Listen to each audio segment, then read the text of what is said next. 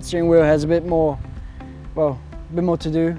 I have to do a bit more on the steering wheel in general. We have more buttons.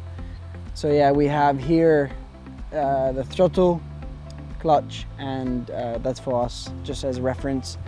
The brake bias. Then what we do was changing the clutch. You know, for the start, we have to run a specific clutch map, which will change the behavior. And then through practice and stuff, we have a different one too. So it's really, it changes just that, and not more. For throttle, we have the race setups. So you know, every team has their own kind of way. Every driver as well can choose how he wants to have the throttle working on his foot. So it's a bit different than F3. We have a qualifying mode and we have a wet mode, such as a start mode. So yeah, basically for the start you have to stay in the S mode for the clutch and S mode for the start. And during the race then you can swap it back to the race mode. We come to the buttons. We have a practice start. We have those are the pages to change the display. We have a display where we have a lot of information. We have 3 displays for the drivers, 3 displays for the mechanics that basically give us all the information we need. And if we need more information, we have the engineers that obviously can take the data out of the car and read it on the laptops. Then we go down here, we have the R, which is basically the radio button. So we only use it to communicate to our engineer, or if we're gonna send a message to the team. Then we have below that, we have the yellow button which says pit, and that's the pit limiter.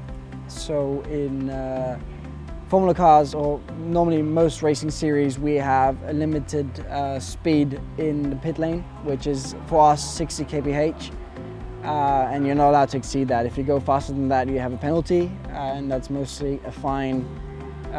So yeah, you don't want to do that. That's for reverse. Hopefully we don't need it too much. That's the virtual safety car, which we also don't turn on ourselves. It's only if, in case it, for example, doesn't work. It's really then that we activate it on our own, or if we, let's say, have to work on the display, we can turn it off, just so we can see what is actually happening on the steering wheel. And then we have a rain button, which turns on the rain light. There are new rain lights too.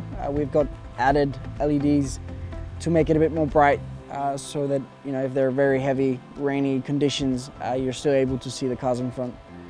Then we come to the back of the steering wheel. It has 2 pedals here. Both of them do the same thing.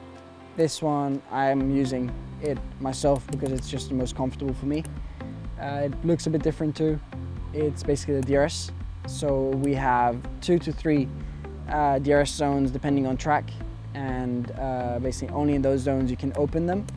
In quali it's free. In race you have to be in 1 second to the driver in the front to be able to open, and it's basically a help for us to overtake, to make the racing a bit more interesting. Then we go one lower. That's basically upshift, downshift. So the right pedal is to upshift and the left pedal is to downshift. And under those we have the clutch. So basically that's very different to a road car. A road car has 3 pedals on the floor, and we have 2 pedals only. So we have for each foot 1 pedal. So right foot is throttle, left foot is brake, as in a road car. And we never move, so we don't brake with the right foot or anything. It's always left foot brake and right foot throttle. Clutch is, you have to get used to it. It's a bit different to F3 as well, but for me, I like it. It's a nice add-on, and it's for sure a good training already in F2 to kind of be able to go to F1 and feel comfortable with the hand clutch, because in F1 they also have a hand clutch. So no, it's very nice. So I hope you enjoyed the video. I for sure did, and I hope to see you soon.